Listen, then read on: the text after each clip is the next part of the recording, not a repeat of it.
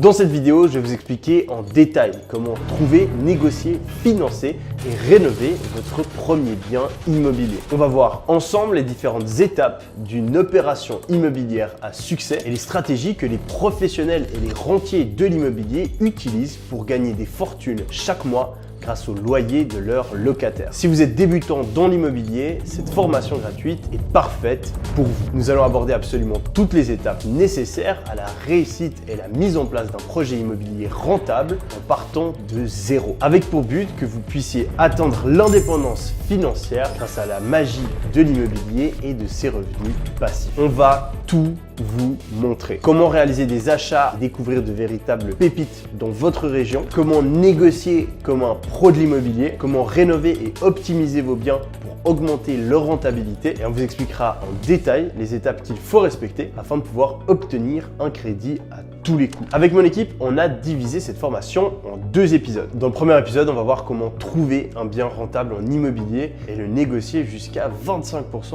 en dessous du prix du marché. Dans le deuxième épisode, on va voir comment s'enrichir dans l'immobilier ainsi que les différentes étapes pour obtenir son prêt de la manière la plus facile possible. Quand vous aurez terminé cette vidéo, vous pourrez accéder à l'épisode 2. Vous aurez juste à cliquer sur le lien qui se trouve juste là, en dessous de la vidéo.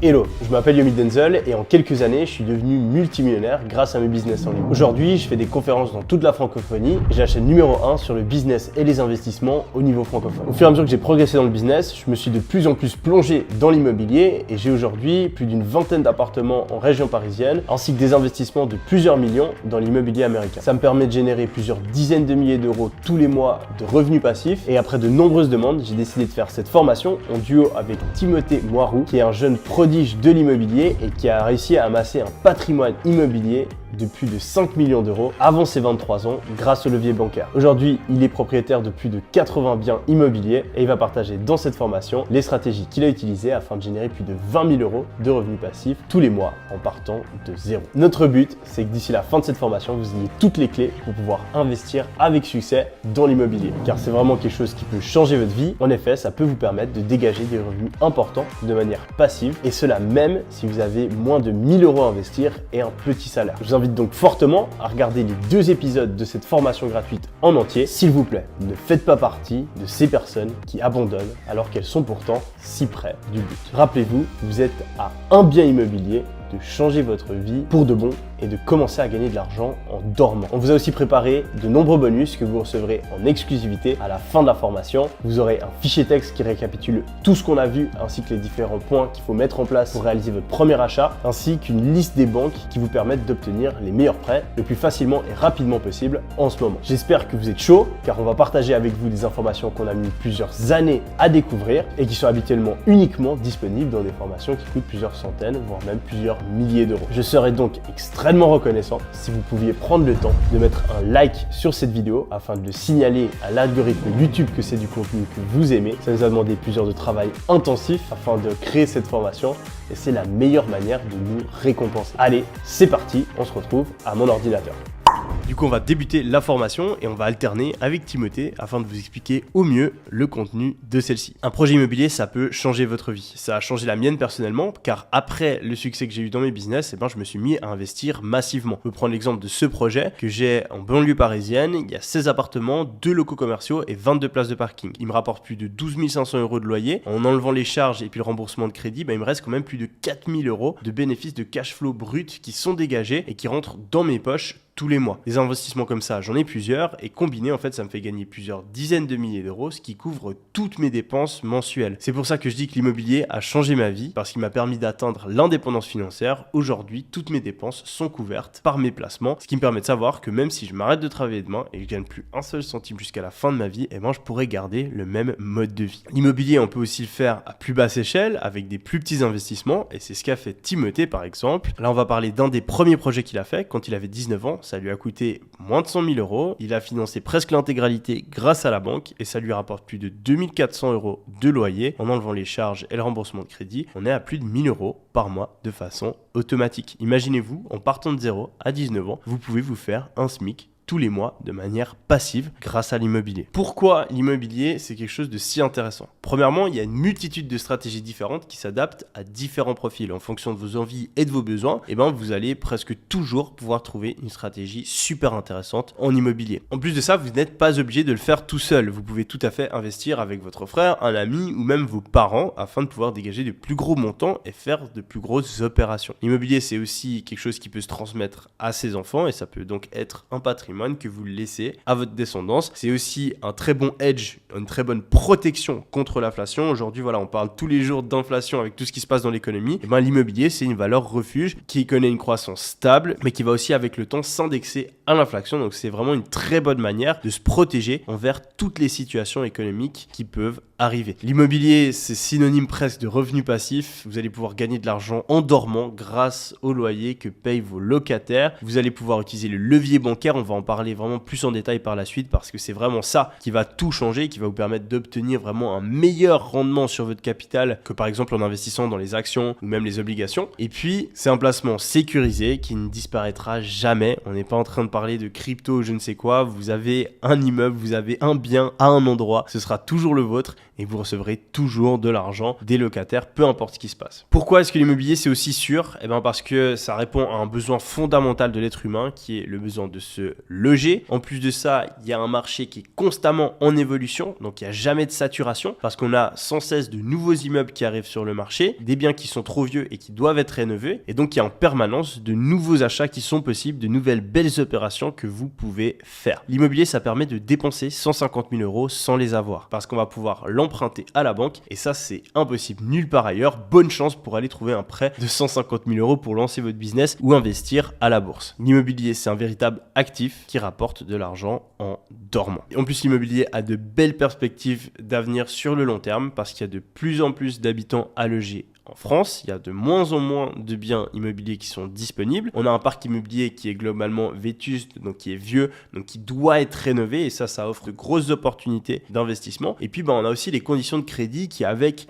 l'économie actuelle, deviennent plus serrées, ce qui va pousser de plus en plus de personnes d'être sur le marché de la location et potentiellement faire augmenter les loyers dans un futur proche. Et du coup, la question que vous êtes peut-être en train de vous poser, c'est est-ce que c'est possible pour moi aujourd'hui qui n'ai pas un gros capital de départ et probablement pas non plus de gros revenus? Eh bien oui, et c'est ça qui est impressionnant avec l'immobilier. Si par exemple vous êtes un salarié et vous gagnez 1500 € par mois et vous avez peut-être 1000, 2000 € de côté, vous pouvez tout à fait réaliser votre première opération en immobilier. Grâce au levier bancaire, vous avez un pouvoir d'endettement de 495 € par mois, ce qui correspond à une somme de 148 500 € sur 25 ans de crédit. Vous pouvez donc trouver un bien immobilier en province qui vous coûte 80 000 € par exemple, ajouter 40 000 € en travaux pour rénover. Si vous obtenez un rendement locatif de 10% et que vous le financez sur 25 ans à un taux moyen de 1,68%, à ce prix-là, vous pouvez imaginer avoir deux appartements que vous louez à 550 € par mois chacun, ce qui vous fait un revenu locatif de 1100 € par mois. On déduit à ça les charges et le remboursement du crédit et on peut obtenir un cash flow de 439 € par mois par exemple, ce qui vous fait 5268 € de bénéfices de revenus passifs chaque année qui entrent dans vos poches. Ça augmente de 40%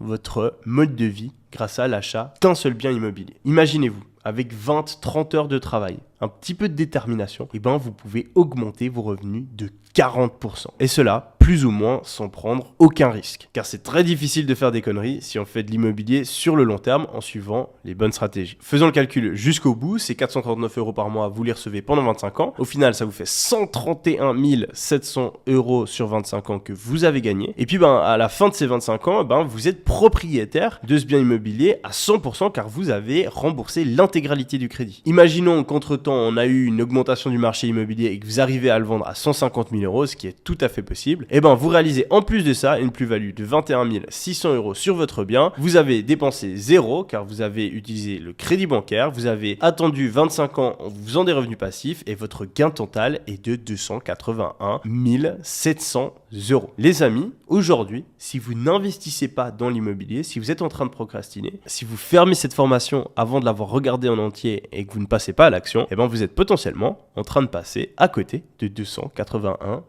700 euros. Imaginez-vous ça. Alors attention, on parle de chiffres qui sont élevés et je tiens du coup à préciser qu'on n'est pas en train de parler d'une méthode pour devenir riche sans rien faire. Dans l'immobilier, ça demande du travail, va falloir faire votre dossier, va falloir trouver un bien, va falloir gérer les imprévus et gérer votre patrimoine. Donc c'est pas une méthode magique pour devenir riche sans rien faire, mais ça en vaut largement la peine car si vous faites preuve d'un minimum de détermination, ça peut avoir un impact conséquent sur votre vie. L'immobilier, c'est juste surpuissant, c'est ce qui a permis à McDonald's de faire partie des plus grandes entreprises au monde. Le business model de McDonald's, c'est en fait d'acheter l'endroit où il y a les McDo et ensuite de les louer aux franchisés, donc aux personnes qui ouvrent les McDonald's. Une énorme partie du business model de McDonald's, c'est en fait juste de l'immobilier. Donc les plus grandes entreprises du monde utilisent ce levier-là. Les plus grands entrepreneurs du monde utilisent ce levier-là. On a par exemple Amancio Ortega, le créateur de Zara, qui est un des hommes les plus riches du monde. Et imaginez-vous qu'il investit presque tout dans l'immobilier. Il a un patrimoine de plus de 15 milliards. Imaginez-vous, à 10% de rentabilité, ça fait 125 millions de revenus passifs par mois. Je vous ai expliqué mon histoire dans l'immobilier.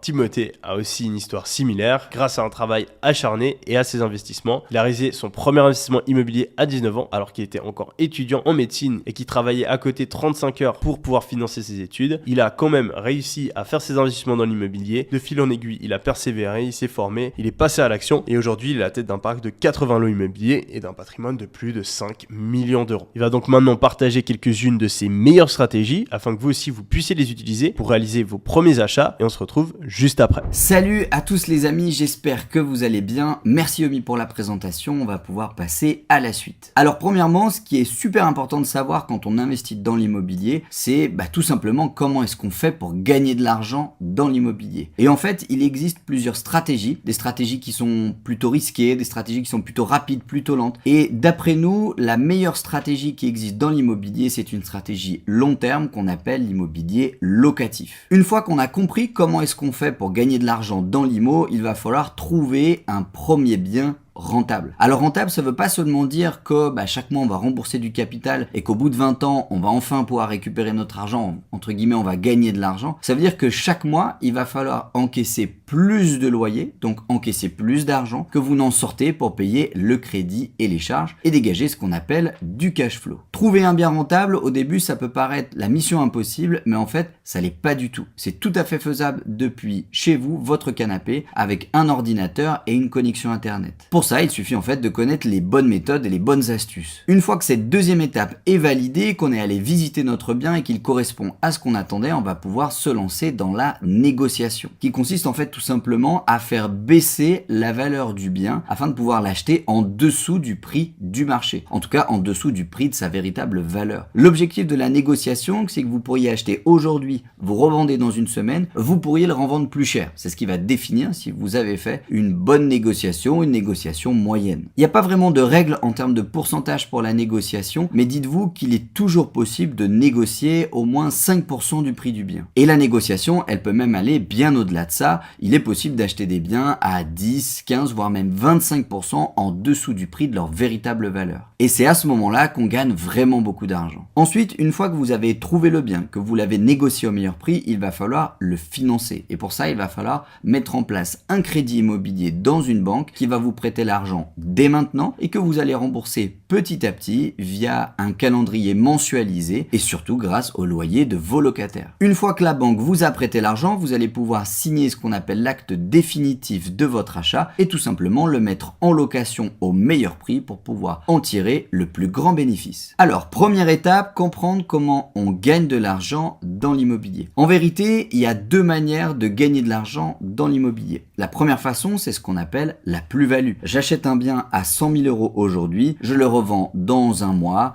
dans un an, dans 10 ans, dans 15 ans à 130 000 euros. Les 30 000 euros que j'ai tirés en plus sur ce bien, c'est ce qu'on va appeler la marge ou la plus-value. Donc la plus-value, elle peut augmenter tout simplement grâce au temps, puisque plus on va garder notre bien, plus sa valeur va augmenter, parce que le prix du marché est croissant à long terme. Mais la plus-value, elle peut également augmenter parce que dans l'appartement, vous aurez fait un certain nombre de modifications, rajouter une pièce, changer les huisseries, rénover le sol, etc., etc. Maintenant, la deuxième manière de gagner de l'argent dans l'immobilier, c'est ce qu'on va appeler le rendement. Le rendement, il consiste à dégager ce qu'on va appeler du cash flow chaque mois grâce au loyer de ses locataires. Par exemple, j'ai 500 € de crédit par mois, je rentre 1000 € de loyer et une fois que j'ai payé mon crédit et les charges, il me reste 400 € de bénéfices dans ma poche. Évidemment, l'idéal, c'est de pouvoir acheter un bien immobilier qui non seulement présente une belle plus-value si jamais vous le revendiez, mais également qui présente un rendement intéressant, disons que c'est le top du top. Il faut savoir que vous pouvez acheter un bien immobilier pour le louer, mais également un bien immobilier pour le revendre, et les deux sont possibles. S'il y avait une méthode pour gagner de l'argent à coup sûr dans l'immobilier, ce serait celle-ci. Trouver un bien rentable où les revenus générés par les loyers sont supérieurs aux charges, donc que ce soit les charges de copropriété ou le crédit tout simplement. Garder ce bien-là sur le long terme, plutôt un horizon de temps de 15 à 20 ans, et éventuellement le revendre si jamais vous avez besoin d'argent pour un projet X ou Y, et si vous pouvez en tirer une bonne plus-value à la revente. En sachant bien sûr que la plus-value après 20 ans de détention de votre bien, elle est quasi obligatoire puisque le marché immobilier, encore une fois, n'arrête pas de monter. Ok, maintenant que vous avez pleinement compris comment est-ce qu'on fait pour gagner de l'argent dans l'immobilier, il va falloir trouver un bien rentable. Et d'ailleurs, on parle souvent d'une pépite immobilière. Alors comment est-ce qu'on fait pour être certain de faire une bonne affaire? Premièrement, ce que je vous conseille, c'est de définir un budget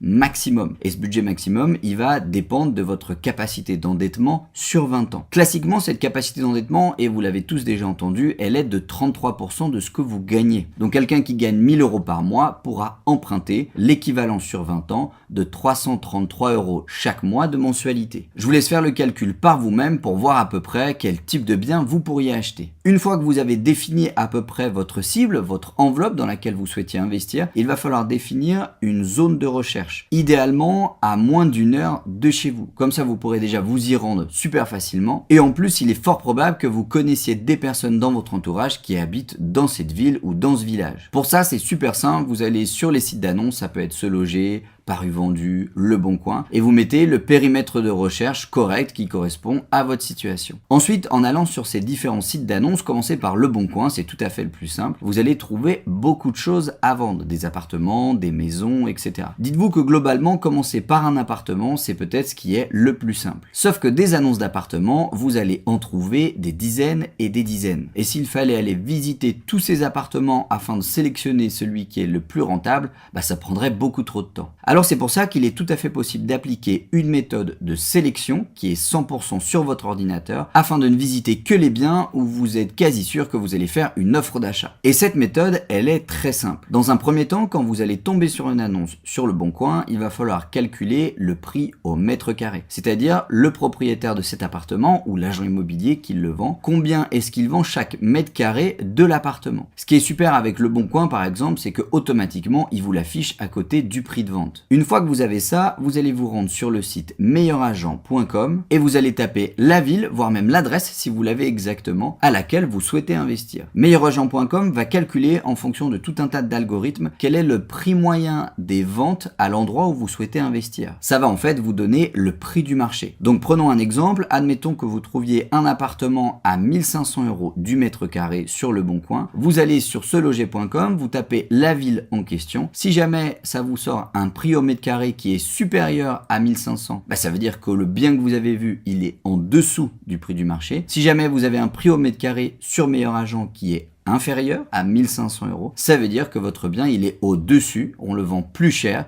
que le prix du marché. Une fois que vous savez si le bien il est au-dessus ou en dessous du prix du marché, ça va déjà vachement vous guider. Parce que s'il est vendu plus cher que le prix du marché, ça veut dire que globalement, ça vous grignote une partie de votre plus-value potentielle. Et donc, c'est le type d'annonce à laquelle il ne faudra pas aller visiter. Une fois que votre annonce elle a passé cette première étape, il va falloir vérifier à combien est-ce que vous pourriez louer votre appartement. Pour ça, très très simple, vous allez vous rendre sur le site seloger.com, vous allez taper la ville en question et vous allez voir le loyer moyen de chaque mètre carré d'un appartement. Vous allez tomber sur des valeurs telles que 6, 7, 8, 9, 10, 11, 12 plutôt en province et bien plus que ça dans les grandes villes. Vous allez pouvoir faire la multiplication pour calculer combien est-ce que vous pourriez louer au prix du marché votre appartement. Et une fois que vous avez obtenu cette information, vous allez pouvoir en déduire la rentabilité, qui doit être vraiment l'indicateur qui vous permet de comparer chaque projet immobilier. Je vous conseille à ce niveau-là de viser une rentabilité minimum à cette étape de 8%, qui est déjà une rentabilité qui est très correcte en sachant que vous n'avez pas encore négocié le moindre centime. La rentabilité, elle se calcule de la manière suivante, comme vous pouvez voir sur le diapo, le loyer annuel divisé par le coût d'achat, le tout multiplié par 100. Et ce qu'il faut savoir, c'est que le coût d'achat, c'est le coût du bien qui est affiché actuellement sur votre annonce, puisque vous n'avez pas encore négocié, plus 8% de celui-ci, qui représente les différents frais, et notamment les frais de notaire, qui représentent la majeure partie, que vous devrez payer également pour acheter ce bien. Si jamais ici votre calcul de mensualité vous donne un nombre qui est supérieur à 8%, à ce moment-là, vous allez pouvoir passer à l'étape d'après. Il faut maintenant que vous puissiez calculer si vous allez véritablement gagner de l'argent chaque mois ou pas avec cet appartement. Pour ça, je vous invite à vous rendre sur le site meilleurtaux.com afin de calculer votre mensualité de crédit. C'est le montant que vous allez devoir payer chaque mois à la banque pour rembourser l'argent qu'elle vous aura avancé. Une fois que vous avez votre mensualité de crédit, vous prenez vos loyers, vous soustrayez cette mensualité de crédit et ça va vous donner votre cash flow, c'est-à-dire l'argent que vous allez rentrer en bénéfice chaque mois. Si jamais ce cash flow il est positif, à ce moment-là, ça vaut le coup d'aller déclencher une visite dans cet appartement afin de passer à l'étape suivante. Et ça veut même d'ailleurs déjà dire que si vous décidez d'acheter cet appartement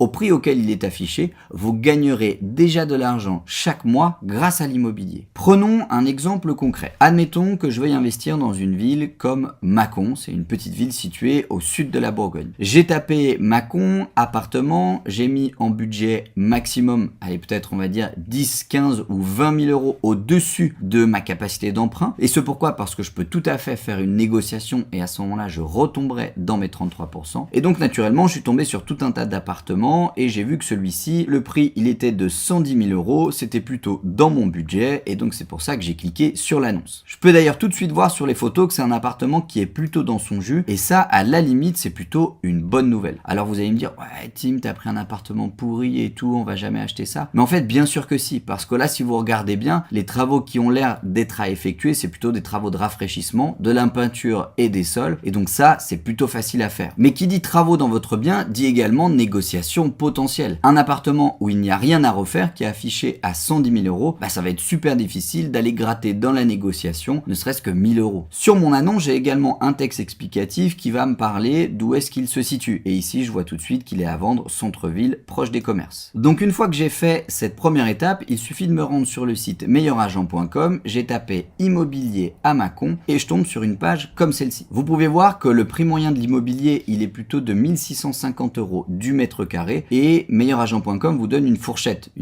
haute 2204 et une fourchette basse 952. Le top du top, c'est que si sur l'annonce vous savez à peu près, et encore mieux si vous connaissez la ville et que vous connaissez les quartiers et que vous arrivez à en déduire où ça se situe, vous allez pouvoir cliquer sur la bonne zone. Ici vous avez une map avec les différents quartiers mâconnais et comme ici on a vu que cet appartement était situé en centre-ville, on peut en déduire qu'il se situe dans la zone rouge juste ici. En cliquant dessus, ça va vous afficher toutes les parcelles qui seront référencés sur les plans officiels de la ville, on va dire, et donc vous pourriez même cliquer sur l'immeuble exact de votre annonce. En tout cas ici, on voit bien qu'il s'agit de la zone rouge et comme vous le dit l'étalon en haut à gauche de l'écran, on est plutôt sur des prix aux alentours de 2000 euros du mètre carré. Mais ce qu'il est important de faire dans cette situation, c'est de se mettre dans une situation plutôt défavorable. Parce que si le bien il est rentable et qu'on n'a pas pris 2000 euros du mètre carré, mais par exemple 1650 euros comme est le prix moyen, à ce moment-là, on sait qu'on gagnera encore plus d'argent que ce qu'on avait prévu. Et mieux vaut avoir une bonne surprise. Donc ici, comparé à mon bien où il était indiqué sur le Bon Coin qu'il était à 1294 euros du mètre carré, on voit que le prix moyen est à 1650 euros du mètre carré. Donc on est bien dans un bien qui est en dessous du prix du marché. marché. Et donc maintenant que j'ai cette information, il va falloir voir combien est-ce que je pourrais louer ce potentiel appartement. Pour ça, vous allez vous rendre sur le site seloger.com,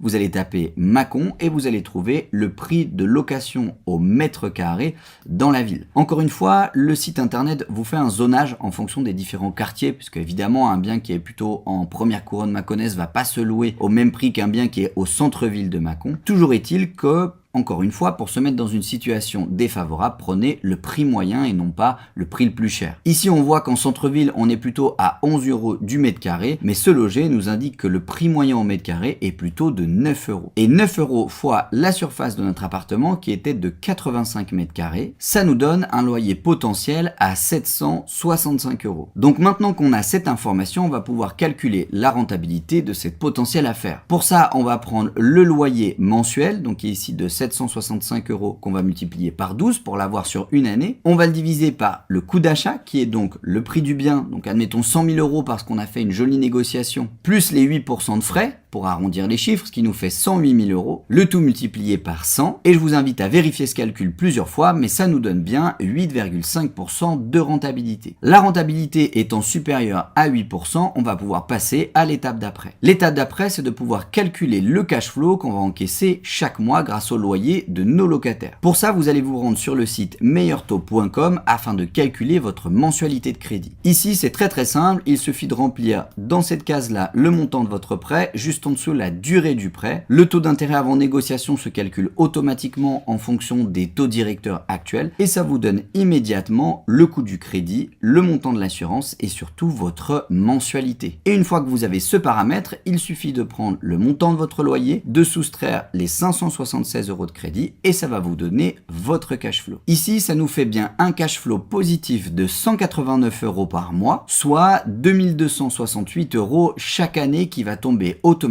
dans votre poche. Et je vous rappelle encore une fois que vous n'avez même pas encore négocié au maximum ce bien immobilier. Donc pour résumer, on a bien un appartement qui est vendu en dessous du prix du marché, un appartement avec une rentabilité potentielle avant négociation de 8,5% et un cash flow positif de près de 200 € chaque mois. Quand tous ces paramètres sont au beau fixe, à ce moment-là, on peut déclencher la visite afin de s'assurer que l'appartement est bien conforme à l'idée qu'on s'en était fait et de pouvoir entamer une négociation. Et vraiment, à cette étape, il faut négocier. Je sais que négocier, ça peut faire un peu peur quand on n'a pas l'habitude et on a l'impression que c'est réservé à des gens qui ont fait du commerce et qui ont la tchatche naturelle, alors qu'en fait, pas du tout. Il existe de véritables méthodes pour négocier et je vais vous en présenter une dès maintenant. En sachant d'ailleurs que négocier, c'est ce qui véritablement va vous permettre d'aller gagner des points de rentabilité. Ici, on était à 8,5%, mais il est possible qu'en négociant, on arrive à passer à 9, à 9,5, voire à 10%. Voici les 4 étapes à respecter pour négocier comme un pro. Première étape, il va falloir définir votre prix cible, c'est-à-dire le prix auquel vous souhaiteriez au maximum acheter cet appartement. C'est un petit peu ce qu'on a fait à l'étape précédente quand je vous ai dit qu'on pouvait en tirer 100 000 € au lieu de 110, sauf qu'ici, en fonction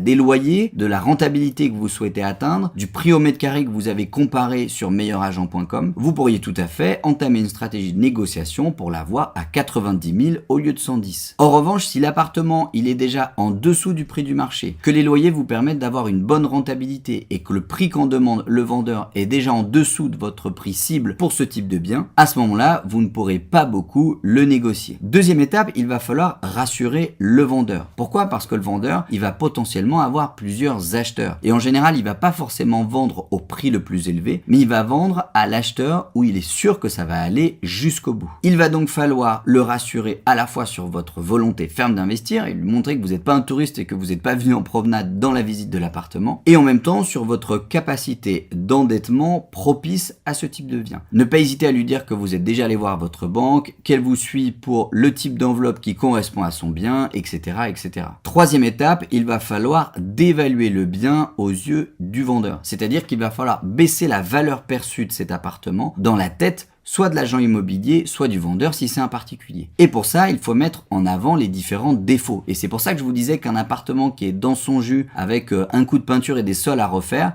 quand on le regarde, on a tout de suite l'impression qu'il vaut moins que ce qu'il vaudrait sur le marché. Donc ça peut être l'usure de l'appartement, ça peut être les frais de copropriété qui sont élevés, ça peut être l'absence de parking, en tout cas tous les paramètres qui pourraient faire baisser la valeur du bien. Et enfin, quatrième étape, vous allez pouvoir proposer un prix. Vous allez pouvoir faire une première offre à 25% en dessous de votre prix cible. Et à cette étape, il faut être flexible et discuter. Si ça ne passe pas, vous pouvez vous rabattre sur 15% en dessous de votre prix cible. Et encore une fois, pas en dessous du prix affiché sur l'annonce. Et si ça ne passe encore pas, vous pouvez faire une offre à 5% en dessous de votre prix cible. Et à ce moment-là, comme il s'agit de la borne haute à laquelle vous souhaitez acheter l'appartement, il faut être assez ferme. Et si à ce niveau-là, ça ne passe encore pas et que le vendeur n'est pas prêt à descendre en dessous de votre prix cible, c'est qu'il faudra passer à une autre visite tout simplement. Prenons un exemple concret. Admettons, pour reprendre le même exemple que tout à l'heure, que vous trouvez un bien à 110 000 € sur Se Loger, Le Bon Coin, peu importe le site. Vous allez définir un prix cible à 100 000 € qui va vous permettre d'avoir une rentabilité de 8,5%. Deuxième étape, vous allez rassurer le vendeur. Vous allez lui dire que vous êtes prêt à signer dès demain, ce qui prouve que vous êtes très motivé. Vous allez lui dire que votre banquier vous a déjà confirmé qu'il vous suivait pour ce type de bien et que vous pourriez avoir un prêt sans aucun problème. Troisième étape, vous allez dévaluer le bien. Vous allez lui dire que c'est juste dommage que la cuisine elle soit assez vieille, qu'il fasse refaire tous les papiers peints, et puis en plus il n'y a pas de place de parking, et puis les frais de copropriété ils sont quand même importants, et l'ascenseur est pas très grand pour monter les courses, enfin tout ce que vous pourriez trouver pour faire baisser le prix du bien. Quatrième étape, vous allez proposer un prix. Donc ici dans notre exemple, dans un premier temps, 75 000 € pour le bien, c'est ce qu'on appelle la proposition un peu choc ou indécente, et de manière générale, plus vous aurez bien effectué les 3 premières étapes, plus ce sera facile de faire adhérer le vendeur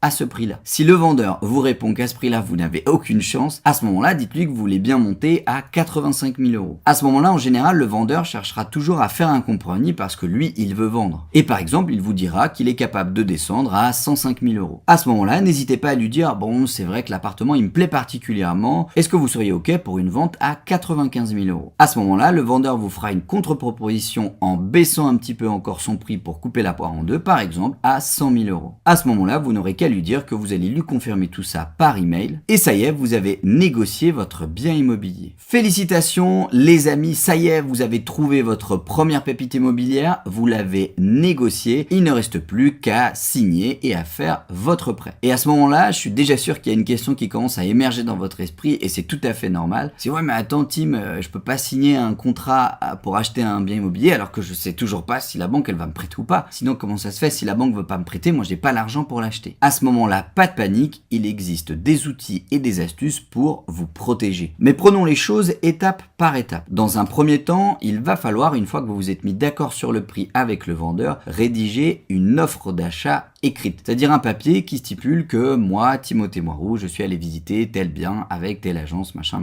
et je vous en donne pour 100 000 €. Une fois que cette offre d'achat, elle va être contresignée par le vendeur, l'agent immobilier ou le notaire qui s'occupe de la vente va pouvoir organiser ce qu'on appelle le compromis de vente. Le compromis de vente, c'est un contrat entre vous en tant qu'acheteur et le vendeur qui régit en gros les droits et les devoirs de chaque partie. Et c'est dans ce compromis de vente que vous allez pouvoir inclure un certain nombre de clauses suspensives afin de vous protéger. Les clauses suspensives, elles définissent dans quelles conditions le contrat pourra être exécuté jusqu'à son terme. Et une clause qu'il faut toujours mettre dans tous vos compromis, c'est la clause suspensive d'obtention du crédit. Elle stipule en fait que si jamais vous n'arrivez pas à obtenir de financement professionnel dans telle condition, donc vous pouvez tout à fait mettre un prêt de 120 000 € parce que vous incluez les frais et que vous voulez rajouter des meubles ou une cuisine ou je sais pas quoi sur une durée de 20 ans. Et ce qui fait que si vous n'obtenez pas ce type de prêt dans ces conditions, le compromis sera caduc et l'acte ne pourra pas se faire. Et ça vous permet de ne payer aucune pénalité et aucun frais si jamais vous n'obtenez pas votre financement. Alors évidemment, si jamais vous signez un compromis de vente et que vous ne faites aucune démarche car finalement vous vous rabattez sur autre chose, à ce moment-là, votre devoir d'acheteur ne sera pas rempli. En général, dans les compromis de vente, on oblige l'acheteur à déposer au moins 2 dossiers dans 2 établissements bancaires différents et ce, dans les 3 prochains mois. C'est ce qui permet de garantir votre bonne foi et de voir que vous n'avez pas juste fait perdre du temps aux vendeurs. Des clauses suspensives, il en existe d'autres, mais c'est vraiment celle-ci qui est la plus importante. Une fois que vous aurez signé le compromis, vous allez pouvoir déposer vos dossiers dans votre banque, obtenir un financement et une fois que ce sera fait, aller à la signature définitive de l'acte authentique de votre bien immobilier. Voilà pour ce premier épisode. Dans l'épisode suivant, on va voir ensemble comment finaliser sa première acquisition en immobilier, comment gérer la fiscalité pour gagner de l'argent sans payer d'impôts, et oui c'est possible, même en France, comment utiliser le levier bancaire pour pouvoir créer un patrimoine immobilier de plusieurs millions le plus rapidement possible, et cela sans capital de départ, et on va aussi voir les 7 étapes afin de pouvoir obtenir votre prêt hypothécaire à coup sûr. Je vous rappelle de bien regarder cette formation en entier afin de pouvoir profiter des différents documents bonus et commencer à développer vos premiers revenus passifs en immobilier. Allez, à tout de suite, cliquez sur le bouton qui sera juste en dessous de la vidéo pour passer à l'épisode suivant. Let's go!